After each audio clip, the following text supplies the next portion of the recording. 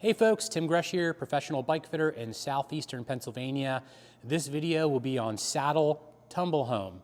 Tumblehome is the rate of slope at the side of your saddle, and it plays a really big role in how you sit on your bike seat and also the kind of comfort that you're going to get. It's a topic that I don't hear talked about very much. It's something that I always have in my mind while I'm working with customers, and it's about time for me to have a video on this.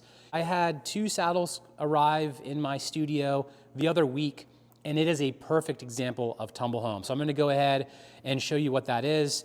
Visually, these look very identical, but they feel way different when you're riding them, and I'm gonna show you why. I first heard of the term tumblehome 2010, 2011. Steve Hogg had a really cool post that went in depth on Sell SMP saddles. And in that post, he talks about the length of saddles, the width, but he also used the term tumblehome to describe the rate of curve at the sides. And it was awesome. And it really kind of changed how I looked at saddle. So I'm gonna share some of that information with you, what I've learned over the last 13 years. So let's get into it.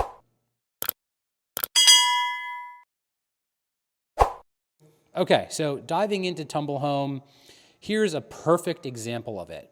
So these 2 saddles, as I said earlier, they look exactly the same.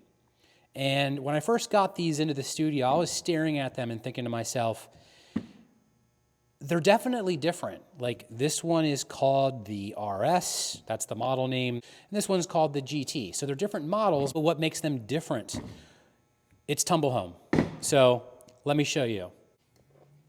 Now, tumblehome is not something that we necessarily measure. It's more something that we observe.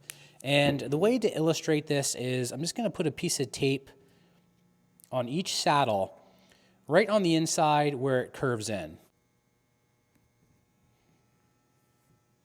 Now I'm going to make a dotted line down the tape so that you can observe the contour.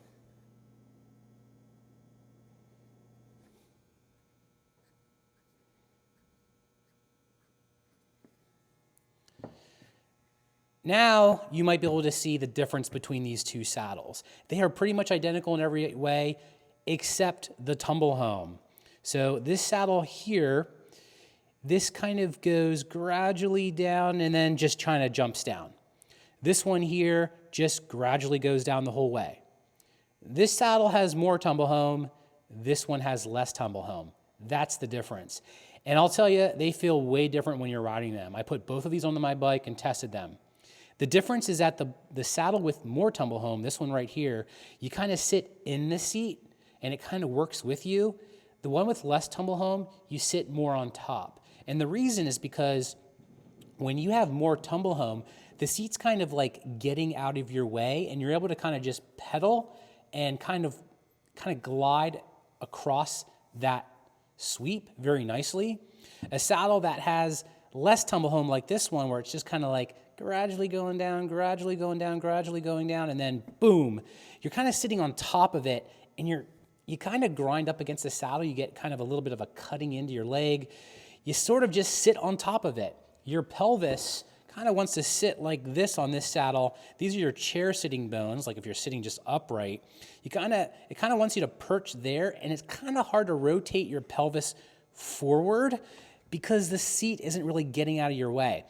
Compared to the more tumblehome, you're on this thing and you're pedaling through and the seat's just kind of like getting out of your way, for lack of better words. So one way to think of it, a saddle with more tumblehome, you're kind of sitting in it. With less tumblehome, you're sitting more on top. So there you go. That's what tumblehome is. So what's next? I would say, first off, think about the sitting on top of the saddle versus sitting in. Observe your saddle, how much tumblehome it has. One common example that I'm seeing in the studio are these specialized power saddles. I see them coming in all the time. It's been a really popular shape made by a giant bike manufacturer, so a lot of bikes have them. One thing I've noticed about power saddles, and this is nothing against power saddles, but a lot of them have very little tumblehome. And riders tend to sit kind of on top of it, and they sort of migrate forward towards the nose to try and get the saddle out of their way so they can rotate forward, where if they just got a saddle with some tumble home, they probably feel a lot better. So think about, are you sitting on top or are you sitting in the saddle? And I think this will really help you a lot in finding the right seat. So if you're currently riding a seat where it's like, wow, there's like no curvature to that, go with a saddle with some more curvature, more tumble home. Now, can you have too much tumble home? Yes, definitely.